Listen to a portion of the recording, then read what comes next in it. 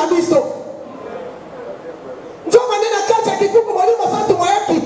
Et ça, réserver la chambre haute. Il faut y avoir quoi.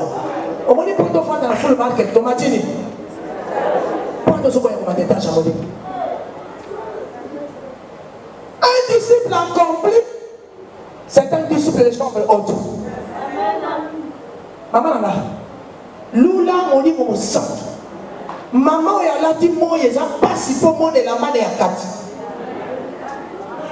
Maman, elle a dit, moi, pour moi, on a voulu filmer dans la télévision et que si ma, pour aller temple, il y a mon sang. Quand tu as dit, maman, elle a fait ta maman.